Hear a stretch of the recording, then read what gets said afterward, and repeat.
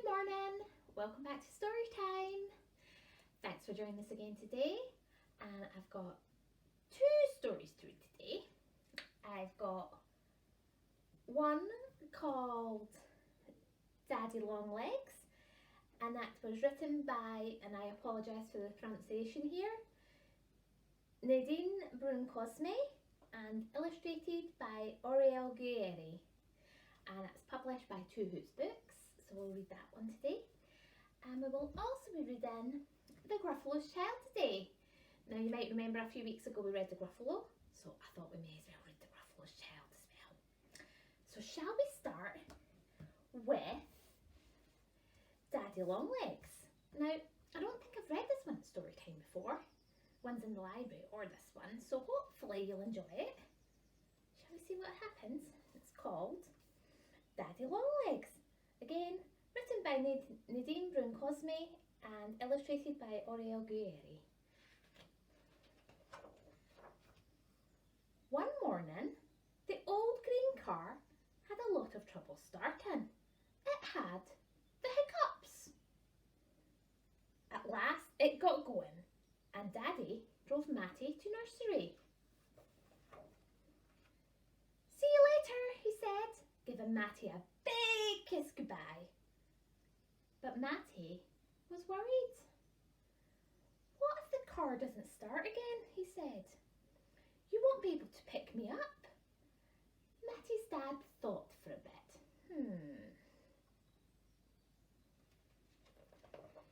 Then he said, "If the car doesn't start, then I will borrow the neighbour's big red tractor and drive it over the fields to fetch you." Dad's got a plan.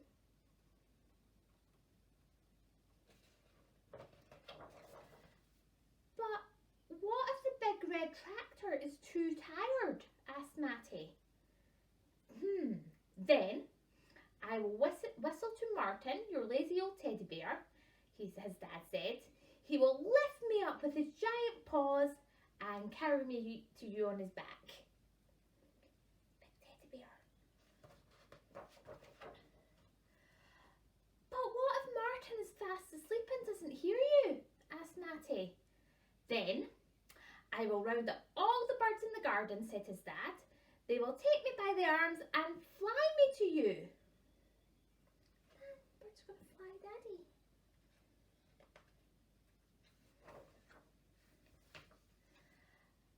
"But what if the birds are too busy looking after their babies?" Then I will ask our neighbour, who waters his garden every day. He will turn up his hose and make a stream, and just like that, I will jump in your little boat and sail straight to you." See, Dad's got a plan for everything. "But what if the neighbour doesn't want to waste his water?" asked Matty. "Then I will find two rabbits who live at the end of the garden," said his dad.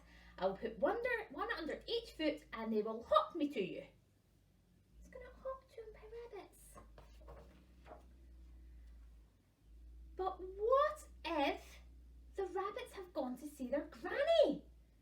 "Then I will call the big green dragon who breathes into the heater to keep us warm in winter," said Matty's dad. "And in 2 flaps of his wings and 3 big leaps, I will be right here with you." Daddy would ride the dragon to get him. "But what if the dragon is out hunting?" said Matty in a small voice. "What if the dragon's out hunting? What's Daddy going to do then?" Said Matty's dad. "Well, if the tractor is too tired and Martin's fast asleep and the birds are taking care of their babies and the neighbour doesn't want to waste his water and the rabbits are with their granny and the big dragon is out hunting, what do you think Daddy's going to do?" "Well then, I will simply take to my own 2 feet and run, because my legs will never be too tired to come and get you." Oh, Daddy will always come and get him, just like like that. Here he is. And there's everything in the story. You can see all the things. Got the big red dragon. Got the neighbour with the water. Got the rabbits. We've got Martin the bear. They're all home for tea. Oh, that was a nice story, wasn't it? Shall we have another story? This one has got a bit of an unusual dad in it. And it's called The Gruffalo's Child. And that was written by Julia Donaldson and illustrated by Axel Scheffler and published by Macmillan Books. So do feel free to join in with this one if you know it. Are you ready? It says, the Gruffalo said that no Gruffalo should ever set foot in the deep dark wood. Why not? Why not? Because if you do, the big bad mouse will be after you. I met him once, said the Gruffalo. I met him once a long time ago. What does he look like? Tell us, Dad. Is he terribly big and terribly bad?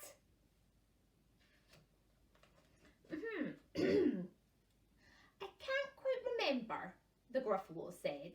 Then he thought for a minute and scratched his head.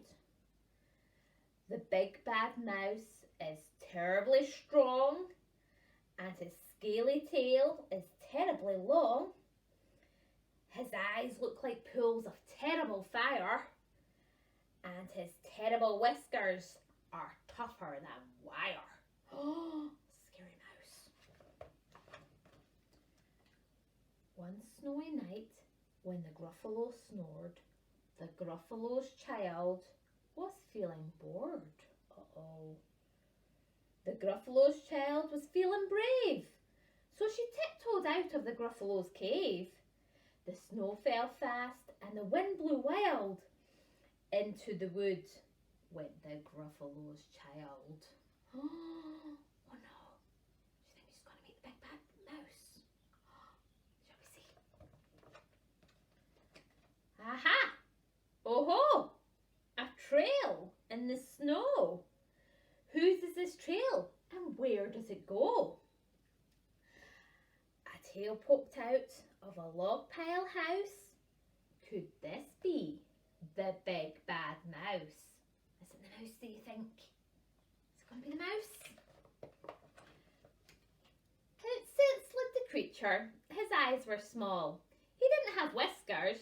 No, none at all. You're not the mouse. Not I, said the snake. He's down by the lake, eating Gruffalo cake. The snow fell fast and the wind blew wild. I'm not scared, said the Gruffalo's child. Aha! Oh-ho! Marks in the snow. Whose are these claw marks and where do they go? Two eyes gleamed out of a treetop house. Could those be the eyes of the big bad mouse? Down flew the creature. His tail was short, and he didn't have whiskers of any sort. You're not the mouse. Too-woo, not I. But he's somewhere nearby, eating Gruffalo pie. The snow fell fast and the wind blew wild. I'm not scared, said the Gruffalo's child. Aha! Oh-ho! A track in the snow. Whose is this track and where does it go? Whiskers, at last! And an underground house. Could this be the home of the big bad mouse? Is it the mouse, do you think? It's going to be the mouse. Shall we see? Out slunk the creature. His eyes weren't fiery.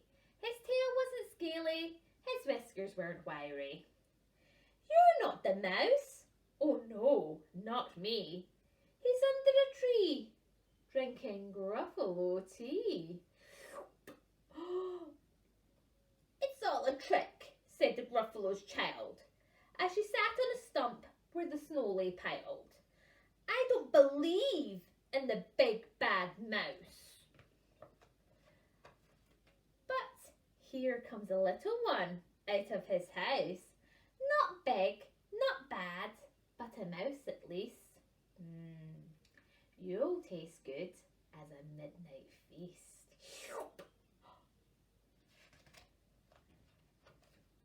Wait, said the mouse, before you eat. There's a friend of mine that you ought to meet. If you'll let me hop onto that hazel twig, I'll beckon my friend, so bad and big. The Gruffalo's child unclenched her fist. The big bad mouse, so he does exist. The mouse hopped up onto the hazel tree. He beckoned and said, just wait and